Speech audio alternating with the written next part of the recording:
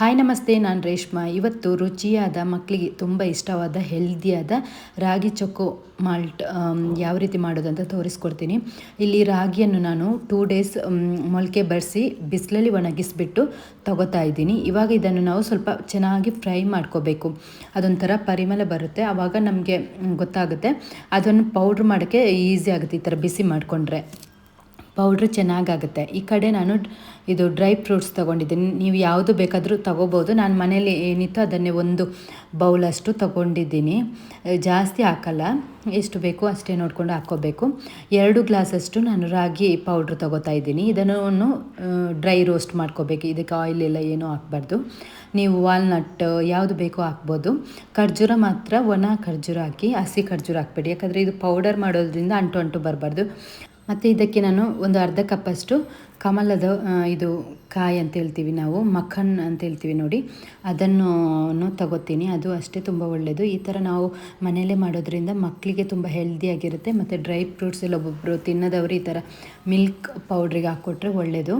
ಮತ್ತು ನಾವು ಈ ಥರ ಔಟ್ಸೈಡಿಂದ ಪೌಡ್ರು ಇವಾಗ ಬೇರೆ ಬೇರೆ ಪೌಡ್ರ್ ತರೋ ಬದಲು ಇದು ಒಳ್ಳೆಯದಿರುತ್ತೆ. ನಾವು ಮನೆಯಲ್ಲೇ ಮಾಡೋದ್ರಿಂದ ಹೆಲ್ತಿಗೂ ಒಳ್ಳೆಯದು. ಅದಕ್ಕೋಸ್ಕರ ನಾನು ಅದರಲ್ಲೆಲ್ಲ ಈಗ ಹೊರಗಡೆ ಆದರೆ ತುಂಬ ಸಕ್ಕರೆ ಜಾಸ್ತಿ ಇರುತ್ತೆ. ಇಲ್ಲಿ ಎಷ್ಟು ಬೇಕೋ ಅಷ್ಟು ಹಾಕ್ಕೋಬೋದು ನೀವು ಸಕ್ಕರೆ ಇಲ್ಲಾಂದರೆ ಬೆಲ್ಲದ ಪೌಡ್ರು. ಇಲ್ಲಿ ನಾನು ಕಲ್ಸಕ್ಕರೆ ಸ್ವಲ್ಪ ಲೈಟಾಗಿ ಹಾಕ್ತಾಯಿದ್ದೀನಿ. ತುಂಬ ಸ್ವೀಟ್ ಕೊಡಲ್ಲ ಮಕ್ಕಳಿಗೆ, ಹಾಗಾಗಿ ಇದನ್ನು ಇವಾಗ ತುಂಬ ಪೌಡ್ರ್ ಮಾಡಿಕೊಂಡು ಜರಡಿ ಮಾಡ್ಕೋಬೇಕು. ಆವಾಗ ಚೆನ್ನಾಗಿರುತ್ತೆ. ಮತ್ತು ನೀವು ಟ್ರೈ ಮಾಡಿ, ಇದು ತುಂಬ ಇಷ್ಟ ಆಗುತ್ತೆ ಮಕ್ಕಳಿಗೂ. ಆ ಥರ ಟ್ರೈ ಮಾಡಿ.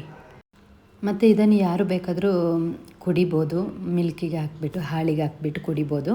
ಇವಾಗ ಇದರಲ್ಲಿ ರಾಗಿಯಲ್ಲೆಲ್ಲ ಐರನ್ ಅಂಶ ಜಾಸ್ತಿ ಇರುತ್ತೆ ಮತ್ತು ಕ್ಯಾಲ್ಶಿಯಮ್ ಎಲ್ಲ. ಈ ಥರ ಮೊಳಕೆ ಬಡಿಸಿದ್ರೆ ಇನ್ನೂ ಜಾಸ್ತಿ ಆಗುತ್ತೆ. ಆ ಥರ ಮಾಡಿ ಇವಾಗ ಸಂಜೆ ಹೊತ್ತು ಟೀ ಕಾಫಿ ಕುಡಿಯೋ ಬದಲು ಇದನ್ನು ಕುಡಿದ್ರೆ ತುಂಬ ಒಳ್ಳೆಯದು. ನೀವು ಟ್ರೈ ಮಾಡಿ. ದೊಡ್ಡವರು ಕುಡಿಬೋದು. ತುಂಬ ಕ್ಯಾಲ್ಶಿಯಮ್ ಎಲ್ಲ ಕಮ್ಮಿ ಇದ್ದಾಗ ಈ ಥರ ಮಾಡಿ ಕುಡಿಯೋದ್ರಿಂದ ತುಂಬ ಒಳ್ಳೆಯದು. ರಾಗಿ ಗಂಜಿ ಬದಲು ಈ ಥರ ಮಾಡಿಕೊಂಡ್ರೆ ಕುಡಿಬೋದು. ನೀವು ಸಕ್ಕರೆ ಇಲ್ಲಾಂದರೆ ಬೆಲ್ಲ ಪೌಡ್ರು ಲೈಟಾಗಿ ಹಾಕ್ಕೊಂಡು ಕುಡಿದ್ರಾಯ್ತು. ಈ ಥರ ಜರಡಿ ಮಾಡ್ಕೋಬೇಕು ನಾವು.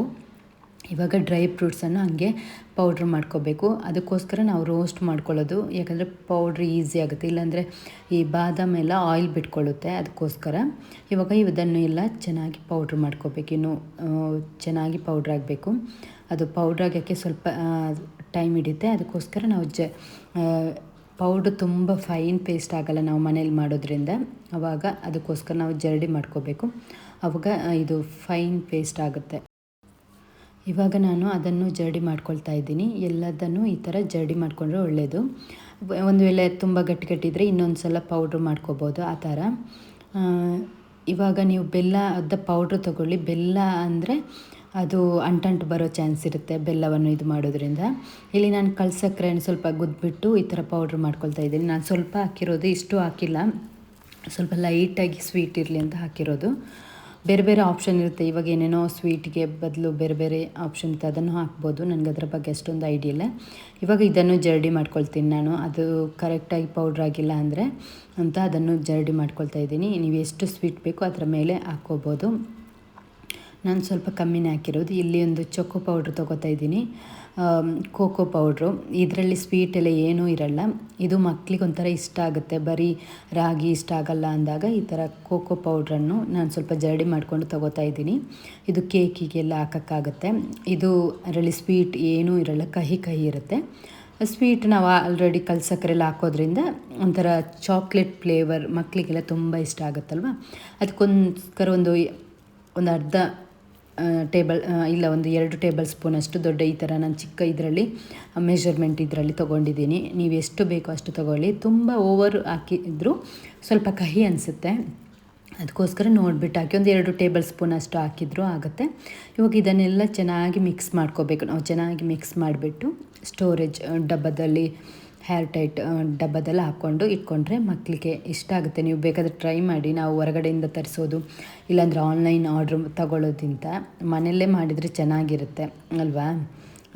ಎಲ್ರಿಗೂ ಕುಡಿಬೋದು ಆ ಥರ. ನಾನು ಈ ಥರ ಒಂದು ಬಾಕ್ಸ್ ಸೆರಾಮಿಕ್ ಡಬ್ಬದಲ್ಲಿ ಹಾಕಿರ್ತೀನಿ. ನೀವು ಯಾವುದ್ರಲ್ಲೂ ಬೇಕಾದರೆ ಹಾಕ್ಕೋಬೋದು. ಇವಾಗ ನಾನು ತೋರಿಸ್ಕೊಡ್ತೀನಿ ಯಾವ ರೀತಿ ಮಿಲ್ಕಿಗೆ ಹಾಕಿ ಕುಡಿಯೋದು. ತುಂಬ ಟೇಸ್ಟಿಯಾಗಿರುತ್ತೆ, ತುಂಬ ಚೆನ್ನಾಗಿರುತ್ತೆ.